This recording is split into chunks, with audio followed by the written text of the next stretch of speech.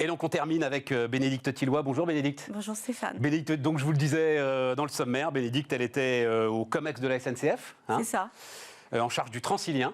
Par exemple. On avait parlé ensemble de la gare de Clamart. Je me souviens très bien. Bénédicte. Je me suis doutée que vous habitiez à Clamart, que peut-être qu'il y avait des trucs avec la gare de Clamart. Et c'était un casse-tête, la gare de Clamart. Ouais. Il y avait le Grand Paris, le TGV, le truc, j'ai noté que vous aviez interviewé le président de la Société du Grand Paris, donc vous avez sans doute eu des retours. 2 heures avant qu'il se fasse virer. Le pauvre. Bon. Drôle d'histoire. Hein. Et je ne sais pas d'ailleurs s'il était au courant au moment de l'interview. C'est une formidable... Alors allez voir ça. Formidable interview. On a parlé de tas de choses absolument passionnantes. Et donc, COMEX, en charge du Transilien. C'est quand on est en charge du Transilien, on manage combien de personnes, Bénédicte ? On va dire, grosso modo, 50 000 personnes. 50 000 personnes. Il y en a qui sont en direct, d'autres qui sont en indirect. Mais surtout, on a la responsabilité de 3 millions de voyageurs tous les jours. Et ça représente presque 10 fois le trafic du TGV. On n'en a pas conscience. Et puis, c'est des gens qui ont besoin du train pour aller bosser. Et on ne peut pas dire que ce soit super rigolo tous les jours. Pourquoi à un moment, tu dis j'en ai marre? Alors si, tu le racontes très très bien d'ailleurs.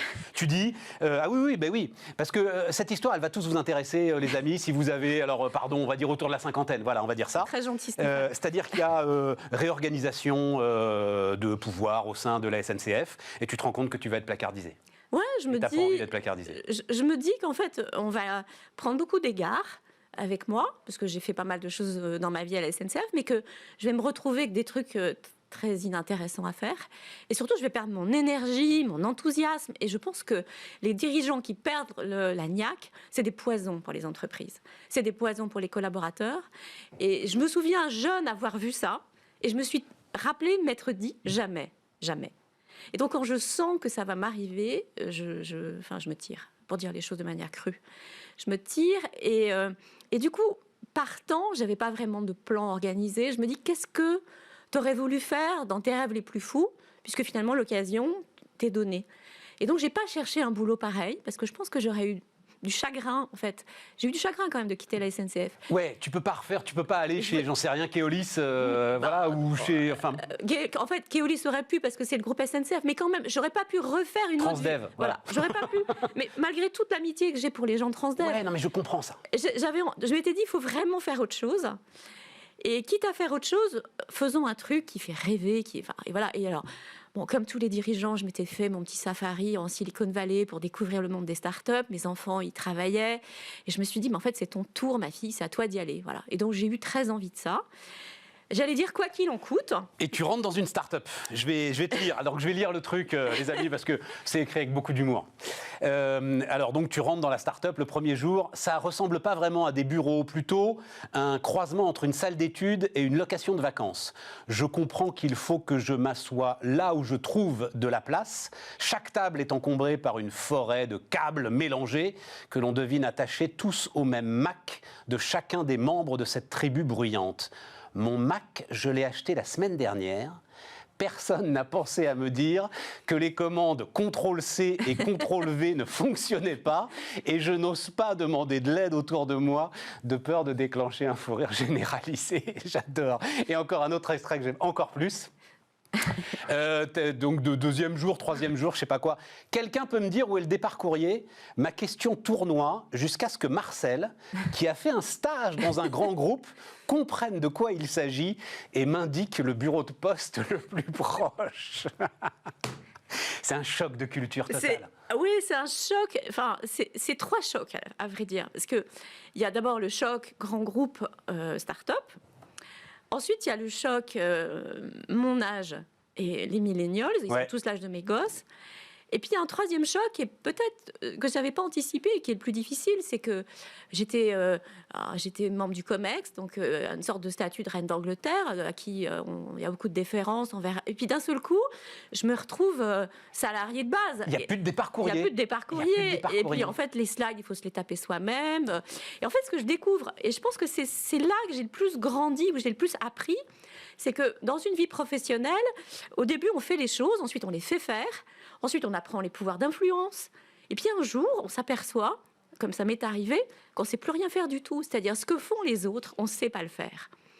Et Et pour moi, ça a été une vraie claque dans la figure. Et ouais, mais les slides, on s'en fout. non. Ok, moi non plus d'ailleurs. Oui, mais dans une start-up, on n'a pas les moyens d'avoir du taylorisme ou des tiroirs ou des silos. Donc en fait, chacun doit mettre la main à la pâte. Et donc du coup, Bénédicte, est-ce que tu peux faire des slides? Parce qu'il faut aller faire des présentations devant les clients. Parce qu'il faut les faire tout de suite et qu'on n'a pas, on va donc pas tayloriser le boulot. Et puis c'est bien normal.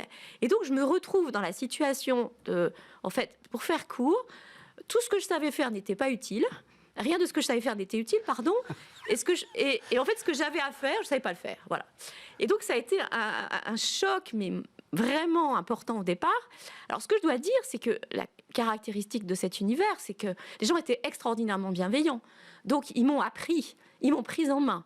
J'ai pas dit tout ce que... Enfin, certains, quand ils ont lu ce que vous venez de lire, se sont dit « Waouh, elle était vraiment encore plus ignarde que ce qu'on avait imaginé. » Bon, mais contrôle-C, contrôle-V, absolument. Bon, mais quand même, moi, ça m'a fait vraiment un bien fou. J'ai beaucoup appris techniquement, de fait, mais je crois que c'est pas là où j'ai le plus appris. Ce que j'ai appris, c'est d'être dans un grand tout, quelqu'un qui est différent et décalé, et qui doit courir pour pas que les autres s'en aperçoivent. Oui, enfin, c'est quand même assez darwinien, quoi. Enfin, tu dis tout le monde était très bienveillant, etc. Enfin, on va raconter un peu l'histoire, parce que c'est en ça où cette histoire est très, très intéressante, c'est qu'elle raconte quand même une forme d'ambiance. C'est quand même darwinien. Tu dois y arriver, quand même. Ah bah oui, voilà, en fait, une petite entreprise, elle est quand même sous la pression de... Combien? Parce que alors tu restes très vague, on comprend pourquoi d'ailleurs, hein, parce que tu fais des portraits, etc. Donc tu restes très très vague sur quelle était cette entreprise, etc. Bon, on ne sait pas quelle est cette entreprise, mais il y avait à peu près combien de collaborateurs à l'intérieur? Il y a une centaine de personnes qui interagissent, mais toutes ne sont pas formellement des collaborateurs, parce que c'est un univers dans lequel on croise énormément de freelance, qui était d'ailleurs aussi univers du conseil, hein. Ouais. C'est à la fois un incubateur de start-up et aussi fait du conseil, puisque en fait la caractéristique d'un incubateur de start-up, c'est que non seulement il fait grandir les petites entreprises, mais il fascine aussi les plus grandes. Et il y a beaucoup de présidents ou de DG de grands groupes en fait qui veulent fabriquer la même chose au sein de leur entreprise et qui demandent à cet incubateur de leur faire grandir leur propre troupe dans le cadre de démarches d'entrepreneuriat. Et donc c'est aussi ça, c'est à ça aussi que j'ai participé. Donc, je reviens sur ce que tu disais, c'est magnifique, parce que c'est même presque un concentré de la civilisation. C'est-à-dire, au début, tu sais faire quelque chose, et à la fin, tu sais plus rien faire. Ça veut dire que tout ce dont on parle dans les grands groupes, mais sans vraiment que ça démarre, de mentoring inversé, de temps en temps quand même, que les membres du COMEX se retournent s'asseoir au milieu des troupes, etc. C'est pas de... Enfin, il faut le faire. C'est ta conviction ou... Oui, ma conviction, c'est qu'en fait, ce sont dans les petites choses de la vie quotidienne que se logent les grandes transformations. Et quand on est membre d'un comité exécutif, on ne voit que les gros traits et la stratégie. Et on ne mesure pas que pendant le temps qui passe, les pratiques quotidiennes changent. D'ailleurs, la preuve en ce moment avec le Covid, ce sont les gens qui sont au contact des clients ou au contact des collaborateurs qui voient à quel point le service qui est rendu de manière différente. Ce n'est pas ceux qui sont dans les bureaux qui se rendent compte de ça.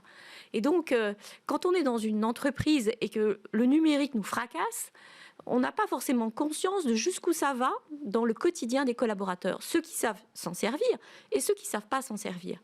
Et moi, j'ai vu... Et comment on fait pour résoudre ce problème? Je pense que je suis assez contente d'avoir fait cette expérience parce que je pense que ça fait partie des expériences que d'autres pourraient faire.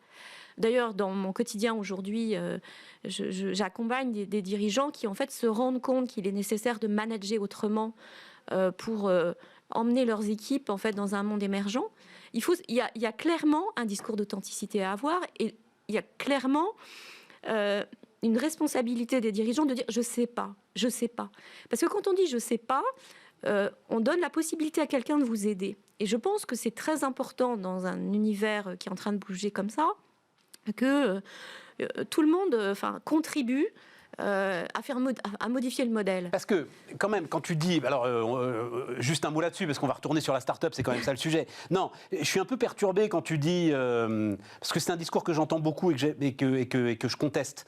Très bien. Quand on arrive tout, oui, quand on arrive tout en haut, on ne sait plus rien faire. Non, j'entends beaucoup des chefs d'entreprise que je respecte beaucoup. Le patron d'une PME, etc., qui dit « Mais ces managers des grands groupes, on s'en fout, c'est pas eux qui sont importants. » Si, les gars, c'est eux qui sont importants.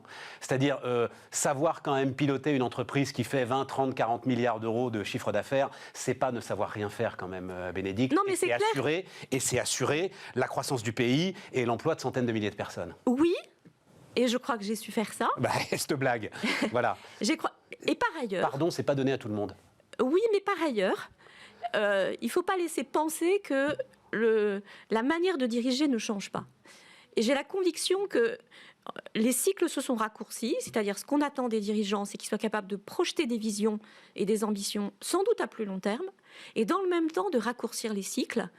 Et donc, ce qu'on voit aujourd'hui, c'est-à-dire ce qu'on voyait plutôt avant, c'est-à-dire des cycles à 3 ans avec des budgets, aujourd'hui, on travaille presque comme en start-up avec des cycles qui se raccourcissent. Oui, ça, c'est vrai. Et ça, par exemple, c'est des choses que j'ai apprises en travaillant dans la team, ou de savoir très bien observer les gens, parce qu'en fait, les clients n'expriment pas d'attente, mais c'est parce qu'on les voit se galérer avec un service qu'on leur rend, qu'on a des intuitions sur les transformations de produits ou de services qu'on doit leur proposer.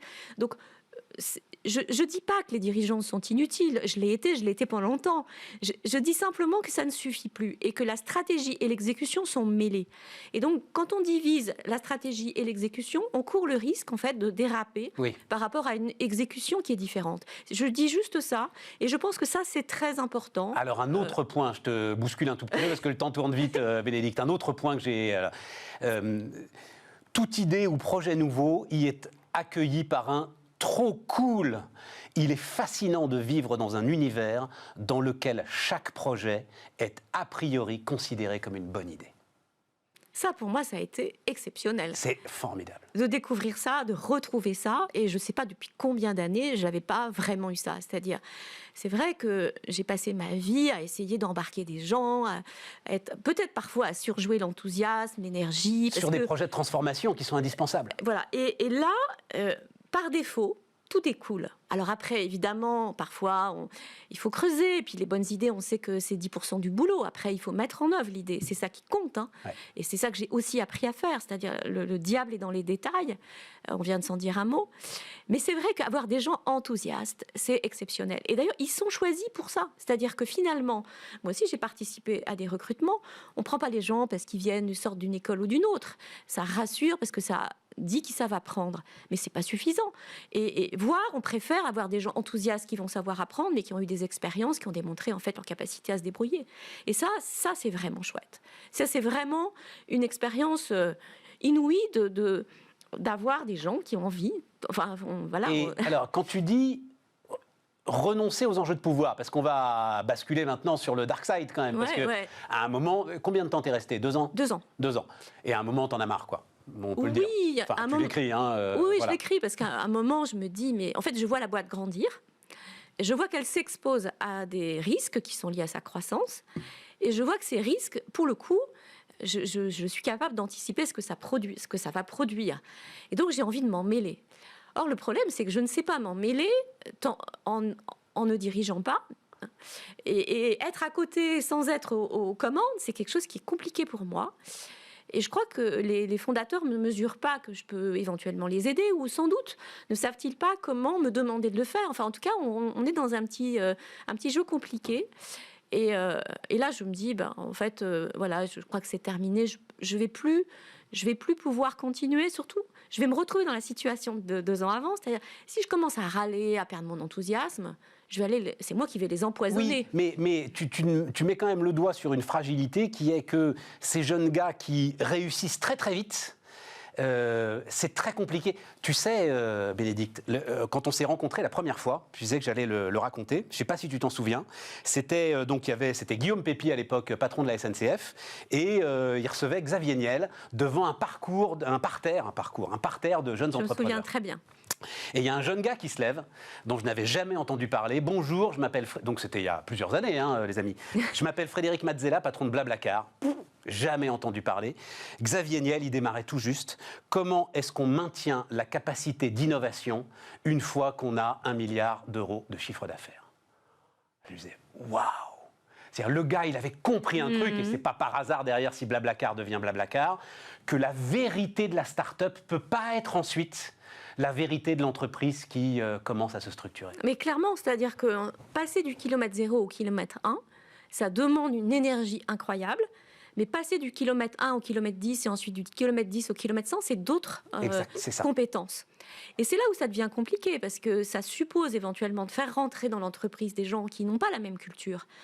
Quelqu'un qui va venir d'un cabinet de stratégie, par exemple, pour mettre la compta au carré, ou pour... ou un directeur général qui va diriger sa boîte comme un directeur général. Exactement, voilà, tout à fait. Et qui, du coup, va frustrer les gens qui sont là depuis le début et qui auraient bien voulu grandir avec l'entreprise, ou bien qui va, dans sa manière de faire, abîmer cette fameuse culture et cet enthousiasme natif de l'entreprise. Et ce passage, cette transformation, ce passage d'une phase dans une autre, je trouve que c'est extrêmement critique et très intéressant. Et j'ai vraiment eu beaucoup de chance d'avoir vu tout ça depuis l'intérieur. Tu dis d'un mot que quand même l'égalité professionnelle, oui, alors entreprise à mission, tout ça, machin, oui, ça, ils sont tous à fond dedans. Égalité professionnelle, pas sûr, voilà. C'est-à-dire, en fait, le monde de la start-up, c'est un monde où on monte ses biscottos. Ouais. Frontière ténue, alors c'est pas de toi ça, mais j'ai noté ça, frontière ténue entre engagement total et management toxique. J'aime bien cette phrase. En fait, le management n'a pas bonne presse, c'est-à-dire que... Mais tu disais, on monte ses biscottos. On monte ses biscottos, et puis il y a cette espèce de fameuse phrase, fake it until you make it, c'est-à-dire fais semblant avant de savoir faire. Et ça, c'est quelque chose qui n'est pas très féminin. C'est-à-dire que, ça valorise plutôt des cultures masculines, des cultures guerrières. Et pour avoir beaucoup écouté les filles dans cet univers, ce que j'ai constaté, c'est que ça les mettait mal à l'aise. Et donc, le risque, c'est d'avoir une répartition des rôles avec des rôles business confiés aux garçons, et puis les rôles soutien, support, RH, aux filles, c'est-à-dire la reproduction d'un modèle qu'on retrouve dans les grands groupes et qui est à nouveau à l'œuvre dans les startups sans forcément que quelqu'un s'en aperçoive. Et j'ai beaucoup de respect pour un type qui s'appelle Anthony Babkin, qui d'ailleurs a lu mon livre avant les autres et qui a mis la gentillesse de mettre un petit mot. Il dit le problème des startups, c'est qu'elles n'ont pas de culture de la diversité. En fait, elles n'ont pas les moyens d'avoir une politique RH, et donc, elles sont pas à l'image de la société. Et d'ailleurs, il n'y a que 2,4% dans les startups de personnel qui a plus de 55 ans. On va terminer avec une phrase, Bénédicte, qui pourrait être un slogan pour Bismarck. Peut-être que je te demanderai de nous le piquer un jour. Voilà. J'ai beaucoup d'admiration pour celles et ceux qui savent arracher au néant le projet qui deviendra leur entreprise. Ils méritent la fascination que l'on peut avoir pour eux. Ouais. Arracher au néant, c'est ça un entrepreneur. Absolument. Et on peut chapeau pour cette phrase. Peut leur donner, on peut leur tirer un coup de chapeau en ce moment, on peut leur particulièrement donner pour tout ça, absolument.